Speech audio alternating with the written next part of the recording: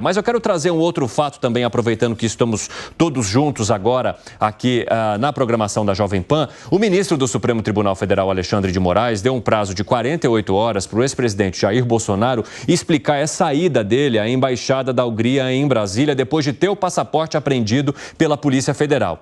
A Polícia Federal também vai investigar os motivos dessa visita. Ontem, o Ministério das Relações Exteriores convocou para explicações o embaixador da Hungria, o Miklos Halmai, em um sinal de contrariedade do governo brasileiro com a situação. O gesto de hospedar Bolsonaro, segundo auxiliares do governo, tem sido lido como uma interferência do governo da Hungria, liderado por Viktor Orbán, em assuntos internos do Brasil. Alexandre de Moraes já considerou um pedido de asilo político por parte de um investigado como motivo para a prisão preventiva. Esse entendimento foi anotado ou adotado no processo em que o ex-deputado federal Daniel Silveira foi condenado a 8 anos de prisão pelos crimes de ameaça ao Estado Democrático de Direito e também a coação no curso do processo. Jair Bolsonaro sendo chamado para mais uma explicação. Como é que se avalia essa situação que vai rodeando o ex-presidente, agora relacionada à ida dele, logo depois de entregar o passaporte à Polícia Federal para a Embaixada da Hungria, em Alangani? Olha, Evandro, tem uma questão aí que está confundindo muito o debate público, que é: embaixada não é um território estrangeiro. Do jeito que é noticiado, parece que o Bolsonaro fugiu do país. Embaixada tem uma O que você quer falar? Inviabilidade? Inviabilidade diplomática. Esse é o ponto, né? Tem uma área especial ali diplomática, mas não significa que é um território estrangeiro. Tampouco, qual foi a motivação? Não está claro. Qual que foi a motivação para ele ir à Embaixada da Hungria? O que não faz sentido nessa história, Evandro, é que ele ficaria na embaixada para sempre? Eu acho que o que pega é assim, não é como se fosse um território estrangeiro, é que as autoridades brasileiras não teriam uma atuação legal ali naquela área, num caso de prisão, por exemplo. Então, eu acho que é preciso separar essas questões, né? Porque ao falar, Jair Bolsonaro entregou o passaporte e foi para a Embaixada da Hungria, então é como se ele estivesse no exterior. Não é bem assim. É que por se tratar de um território de uma embaixada, as autoridades, ou legalmente as autoridades brasileiras, não teriam uma atuação naquele local. E aí, o que eu acho muito estranho, vamos supor que, tudo bem, ele ficasse ali na embaixada e fosse decretada a prisão. Supondo essa situação, ele ia ficar na Embaixada da Hungria para sempre? Não faz muito sentido, e depois ele saiu da embaixada. Então tem muita ponta solta. Essa história está muito estranha ainda. Agora, também me parece que isso acaba sendo uma cortina de fumaça de outros casos gravíssimos que apareceram por aí, como foi aquele áudio vazado do Cid.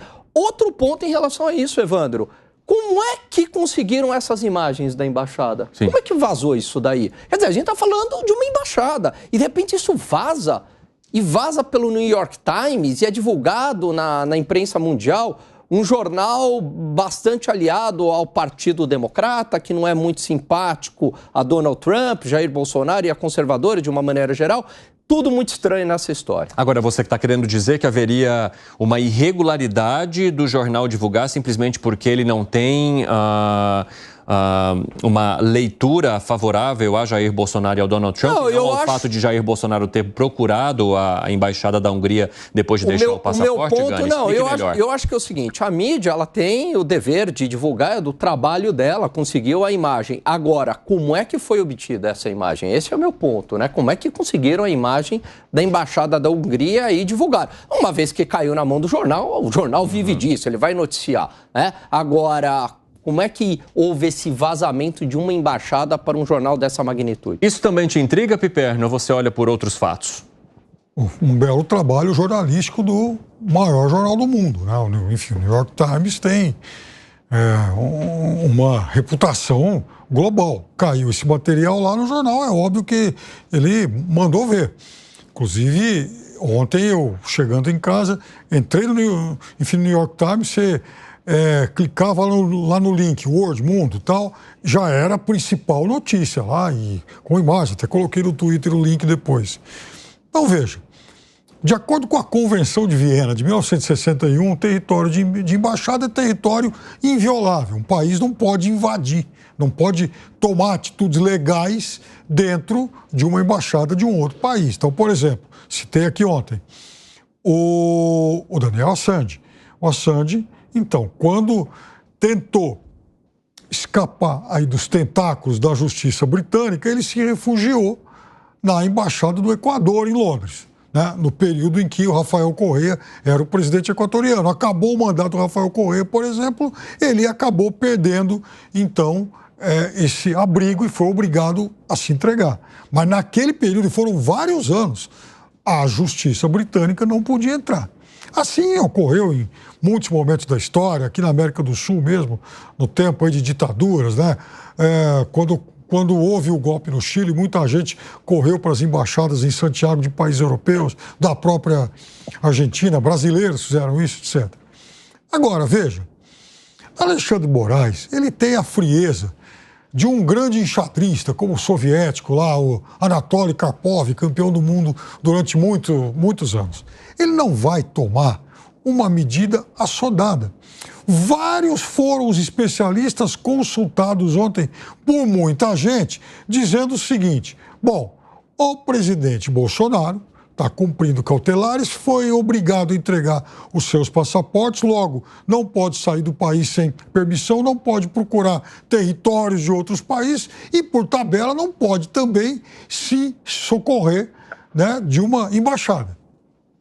Se ele fez isso ou não é uma outra história, mas ele foi até lá e ficou 2 dias. Então, muita gente defende que há elementos para que o STF decrete, por exemplo, uma prisão preventiva. E é óbvio que o Alexandre de Moraes não vai fazer isso, Alan. Não vai fazer isso porque ele não vai embarcar em mais uma tentativa do presidente Bolsonaro de buscar um discurso de vitimização. E ele, Alexandre de Moraes, está muito correto em relação a isso. Até porque você pedir ajuda, auxílio, asilo, que seja, numa embaixada é um direito político. Se você se sente um perseguido político... É um direito político, sim. Nada impede, não é ilegal isso, não é inconstitucional. Segundo o New York Times, ele analisa que a ida de Jair Bolsonaro para o território da Embaixada da Hungria seria uma forma de tentar utilizar a amizade, ou de Bolsonaro usar a amizade que ele tinha com o líder húngaro Viktor Orbán, para tentar se safar da justiça, já que ele está sendo acusado de vários casos, né? E que teve também o passaporte apreendido, que poderia resultar, por exemplo, numa provável prisão dias depois. Há essa análise, mas essas são questões que a gente precisa aguardar para entender se de fato se confirmam ou não, né? Isso vem muito da análise da conjectura do momento, não é mesmo, Luiz Felipe Dávila? É isso mesmo, Evandro. Aliás, em 48 horas nós vamos saber o que Jair Bolsonaro estava fazendo na embaixada, porque ele vai ser obrigado a explicar o que ele estava fazendo. Exatamente. Agora, como eu digo, em torno do Jair Bolsonaro tudo é meio estranho, né? Porque, na verdade, o que é problemático é o timing, que foi entregue o passaporte e ele foi à embaixada. Mas também tem um outro timing, que ele deixa a embaixada depois de 48 horas. Se ele estava procurando um asilo, ele não ia sair de lá. Se ele tivesse medo dessa prisão, ele ia pedir um asilo político lá e ficaria lá, tá certo? Então, assim, essa movimentação de entrar e ficar na embaixada durante 48 horas, depois sair, é uma coisa que gera, pelo menos, todos esses exemplos que o Piperno deu, foram pessoas que pediram exílio político. Então, asilo político, foram para lá, pediram e depois foram extraditados. Não foi o caso de Jair Bolsonaro, ele ficou 48 horas e foi embora. Então, não dá para comparar uma coisa com outra, mas é o que o Supremo quer e o que nós também precisamos entender o que ele fez nessas 48 horas lá, por que ele foi à embaixada. Eu acho que o principal alvo de questionamento, Luiz Felipe, eu queria trazer aqui, Luiz Felipe Dávila, só desculpa te interromper, eu já passo para você novamente e vou questionar os nossos amigos aqui também. O que gera o maior questionamento segundo o que foi apresentado como argumento pela defesa, né, de que Jair Bolsonaro tem relações e que ele não era mais chefe de Estado, então ele podia fazer o que quisesse e que ele foi para se comunicar com estes que eram aliados enquanto ele esteve na política, se ele tinha essa necessidade de conversar com esses aliados, de manter esse contato, por que ele precisou dormir na embaixada? Não, o que pode acontecer... Esse é o principal questionamento. Vamos entender nas próximas 48 horas. Por que ele teve de dormir? Porque vai ver que ele tinha medo de ser preso naquelas 48 horas e aí foi para lá. Aí é um problema. Aí é um problema que você está violando a medida cautelar, tá certo? Então é isso que a gente precisa entender. Aí depois de 48 horas, não, ele entendeu que não ia ser preso lá, tal, pô, sai. Bom, precisamos entender. Se foi um movimento assim preventivo, né? Porque eu suspeitava ali alguma coisa que ele ia ser preso. Mas ele precisa explicar. E nós temos que esperar as 48 horas, em vez de ficar em conjectura, o que foi, o que não foi, tem que esperar o presidente falar. O presidente vai falar e aí essa explicação vai ser acatada ou não pelo Supremo, ou o Supremo vai tomar uma atitude ou não. Mas tem que esperar, porque se tudo a gente for explorar politicamente, gente, a gente não sai dessa novela que está contaminando o Brasil e os principais temas que importam a população, a gente não está discutindo, né, Evandro? Cadê o Plano Nacional de Segurança Pública, que a gente está aqui cobrando todo dia no 3 em 1? Onde é que estão essas coisas que realmente afetam a vida das pessoas? Cadê as nossas reformas estruturantes do Estado brasileiro? Nós precisamos botar aí a regulamentação da reforma tributária, coisas que afetam a nossa vida o dia inteiro. E a gente fica gastando tempo nessas fofocas da política. Agora é isso, o Alexandre de Moraes pediu 48 horas o presidente vai ter que responder, a gente vai saber. E se a resposta não foi convincente, pronto, ele pode até acabar sendo preso. Ô, Piperno, você entende que Luiz Felipe Dávila estaria minimizando a situação? Não, veja, só para esclarecer uma coisa, quando eu fiz a comparação com o caso do Assange, não estou dizendo que os dois personagens tenham agido com os mesmos fins. Estou dizendo o seguinte, o fato de você entrar numa embaixada e se abrigar lá vai te dar a garantia de que você não pode ser alcançado pela justiça daquele país. Agora, o Bolsonaro, obviamente, ele teve objetivos diferentes daqueles do Assange, porque o Assange ficou lá vários anos, o Bolsonaro ficou 2 dias. Eu não excluiria nem mesmo a possibilidade do Bolsonaro ter adotado até uma medida provocativa. Eu vou lá, crio um clima, vamos esticar a corda também. O Bolsonaro é um político experiente e ele sabe também lidar com esse clima.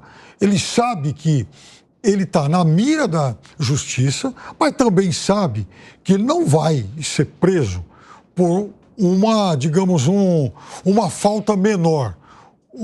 Enfim, o Alexandre de Moraes, que também, como eu disse antes, tem a frieza de um grande enxadrista, ele aprendeu que se ele quiser algum dia, de fato, colocar as mãos no Bolsonaro, não vai ser por uma, digamos, enfim, uma filigrana como é esse caso. Por mais que vários juristas apontem que sim, que haveriam as condições legais para que isso acontecesse.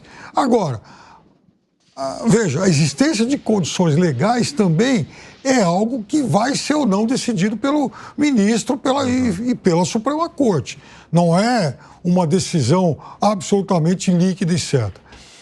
De qualquer forma, eu acho que, veja, não tem que haver pressa não, ele vai ter que depor amanhã, depois, ok, vamos ver se a versão dele é ou não convincente. Agora, o fato é que se o STF não meter os pés pelas mãos, como parece que não vai acontecer, o Bolsonaro tomou mais uma atitude que acaba, de certa forma, o enfraquecendo. Ô, Alangani, o fato de Jair Bolsonaro dormir na embaixada te intrigou em algum momento? Porque casa justamente com essa análise de que ele estaria buscando, por meio da influência que tem com Viktor Orbán, uma tentativa de fuga da justiça, usando esse espaço em que legalmente as autoridades brasileiras não poderiam atuar.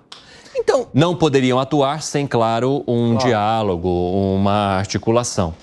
O que mais também me intriga é que ele sai depois de 48 horas. Ora, ele poderia ser preso após 72 horas e não 48 horas. Então, por que ele não ficou? Se ele realmente quisesse algum tipo de abrigo na embaixada, ele ficaria lá por 1 semana, por 2 semanas, por 1 mês, ou até agora. Mas ele sai após 48 horas. Então, eu acho que isso é uma hipótese que se levanta, que ele estaria ali fugindo, né, das medidas cautelares, mas há outras hipóteses. Pode ter sido uma mera coincidência. Pode ser que ele foi para a embaixada, dormiu na embaixada, cultivou uma relação pensando em algo futuro, mas ainda tem muita coisa a ser esclarecida. Eu acredito, Evandro, que se ocorrer algum tipo de prisão a Jair Bolsonaro, baseado simplesmente numa suposição de que ele foi na embaixada para escapar da justiça, é um caminho bastante perigoso e vai dar margem para daí ele ser um perseguido político.